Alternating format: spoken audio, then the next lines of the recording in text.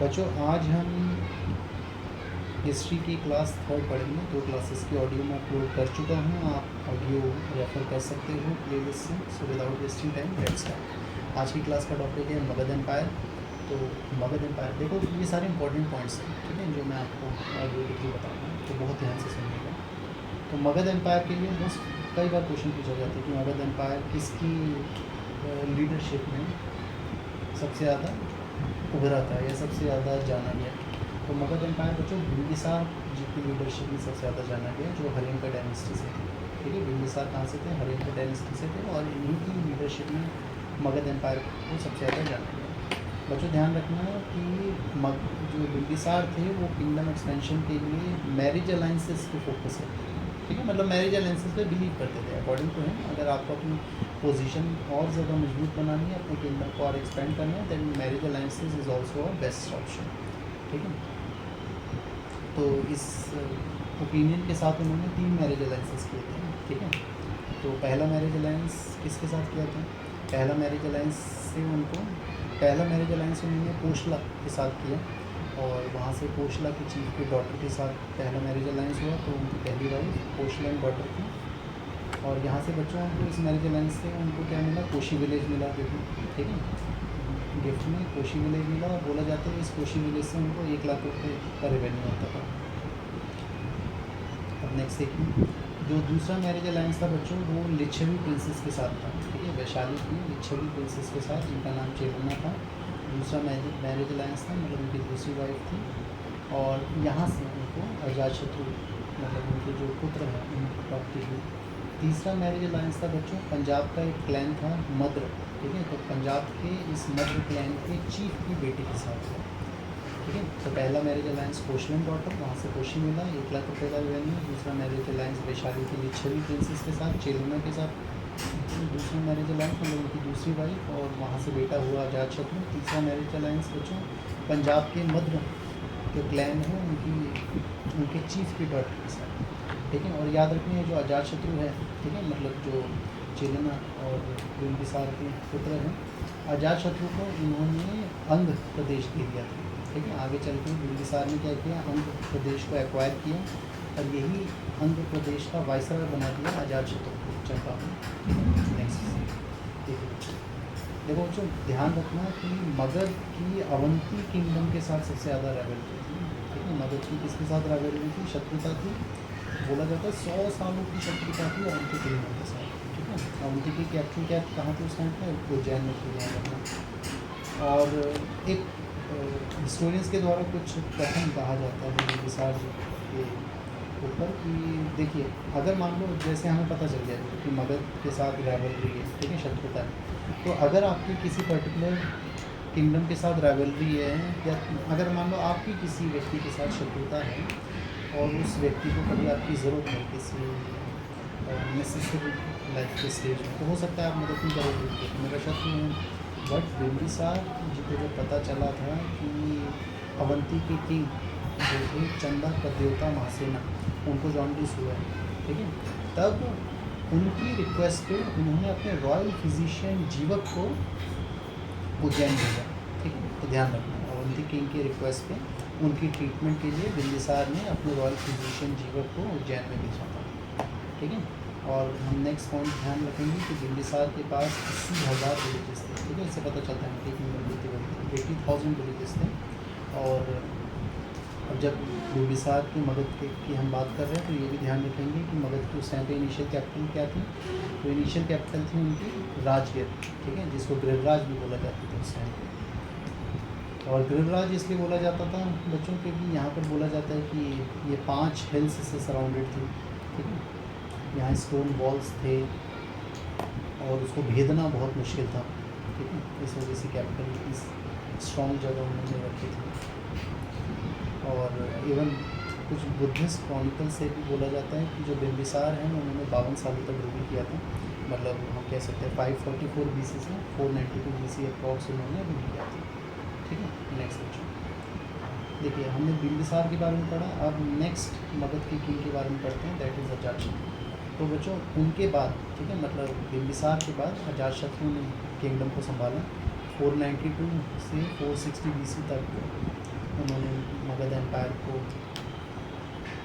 पे रूल किया। और हिस्टोरियंस के द्वारा बोला जाता है कि अजातशत्रु ने क्या किया था, अपने ही फादर की हत्या कर दी थी, ठीक है, किंगडम एक्सपेंशन के लिए, सॉरी किंगडम को ऑक्यूपाई करने के लिए। और अजातशत्रु देखिए, जहाँ पर मैरिज अलाइंसेस जो था बिम्बिसार जी का एक किंगडम एक्सपेंशन का वे था, वहीं अजातशत्रु फोकस करते थे एग्रेसिव पॉलिसी पे, ठीक है। अगर किंगडम एक्सपेंड करनी है तो आप वॉर करो, जंग लड़ो, ठीक है। तो एग्रेसिव पॉलिसी थी अजातशत्रु की।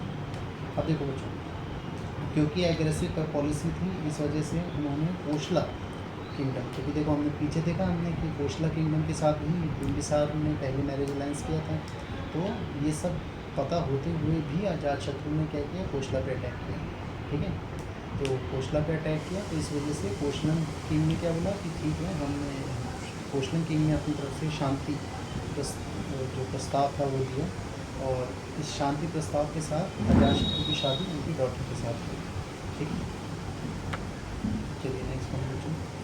और इवन बच्चों देखो, एग्रेसिव पॉलिसी है ना, एग्रेसिव पॉलिसी, और हमें पता है कि इनकी जो मदर थी लिच्छवी प्रिंसेस चेलेना, वो कहाँ से थी, वैशाली से थी। ये सब पता होने के बाद भी उन्होंने वैशाली किंगडम पे अटैक किया था, ठीक है, वॉर किया था, ठीक है। तो हमें अजातशत्रु के बारे में पता चला। अब नेक्स्ट देखते हैं बच्चों। तो नेक्स्ट है उदयन। तो उदयन जो थे उन्होंने रूल किया था 460 BC से 444 BC तक, 460 BC टू 444 BC। और अजातशत्रु के बाद कौन आया, हमें नाम पता चल गया, उदयन। और ध्यान रखना बच्चों, उदयन ने बहुत सारे फोर्ट्स बनाए थे, और उनमें से एक फोर्ट कहाँ था, उनमें से एक फोर्ट था गंगा एंड सोन के कॉन्फ्लुएंस पे, ठीक है। चलो नेक्स्ट हम देखते हैं। उदयन के बाद बच्चों किसका नाम आता है, उदयन के बाद नाम आता है शिशुनाग का। अब शिशुनाग के लिए ध्यान रखना कि उदयन को सक्सीड करने वाले जो थे वो शिशुनाग वंश से थे। और शिशुनाग ने क्या किया था, शिशुनाग ने इस अवध की जो मगध की जो कैपिटल है, ठीक है, जैसे हमें पता है कि पहले कैपिटल क्या थी इनकी, राजगीर, ठीक है, गृहराज। इस कैपिटल को मूव कर दिया था कहाँ, वैशाली पे, ठीक है, ध्यान रखना। और ध्यान रखना कि शिशुनाग, देखो शिशुनाग क्यों ध्यान रखना है, इसलिए याद रखना है क्योंकि अवध अभी बताया ना मैंने, मैं अवध बार बार बोलूँ, सॉरी, मगध की जो सबसे बड़ी शत्रुता थी, 100 सालों की शत्रुता, इसके साथ ही अवंती के साथ, इसी शत्रुता को ख़त्म किया था, ठीक है। ख़त्म कैसे किया था, शिशुनाग ने अवंती को एक्वायर कर लिया था, ठीक है। इनकी ग्रेटेस्ट अचीवमेंट थी कि they have destroyed the power of Avanti, ठीक है। चलिए, और बाद में क्या हुआ, अवंती किसका पार्ट बन गया, मगध का पार्ट बन गया। अब शिशुनाग की बात हमने देख ली। अब शिशुनाग के बाद सबसे इम्पोर्टेंट वंश मगध का वो है नंदवंश, ठीक है। तो ध्यान रखना कि जो शिशुनाग थे उनको सक्सीड किया नंदाज ने। और नंदाज के लिए बोला जाता है बच्चों कि वो मगध के सबसे पावरफुल रूलर्स में से, ठीक है।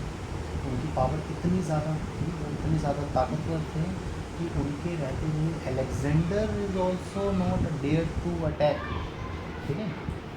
ध्यान रखना, नंदाज so powerful that Alexander, who invaded Punjab at that time, dared not to move towards him, ठीक है। अलेक्जेंडर ने उस टाइम पे जो पंजाब में अटैक किया, इन्वेड किया था, अलेक्जेंडर की हिम्मत नहीं थी ईस्ट की तरफ, ठीक है, मूव करने की, because of the power of Nanda's.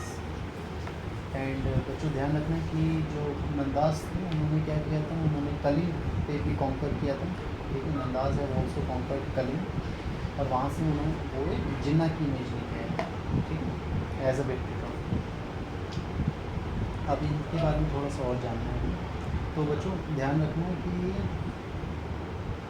ये सारी के सारी जो हम देख रहे हैं कि नंदास की जो पावर है वो मतलब कितने पावरफुल थे, इनके पास वो कलिंग को जीते। उनके टाइम पीरियड में अलेक्जेंडर भी ईस्ट की तरफ मूव नहीं कर पाए, ठीक है, बिकॉज ही नोस कि नंदास के आदमी बहुत स्ट्रॉन्ग है, दे आर वेरी ब्रेव। तो ये सब हुआ महापद्मा नंदा के टाइम पीरियड, ठीक है। मतलब जितना भी पॉइंट अब तक मैंने बताया वो सब किसके रूल पीरियड में हुआ, महापद्मा नंदा के टाइम पीरियड। और ध्यान रखना महापंतमानंदा, ठीक है, जो अभी मगध के रूलर हैं, ठीक है, इस कल्टिवेशन के लिए जो पढ़ रहे हैं, उन्होंने एकारत की उपाधि हासिल की, ठीक है।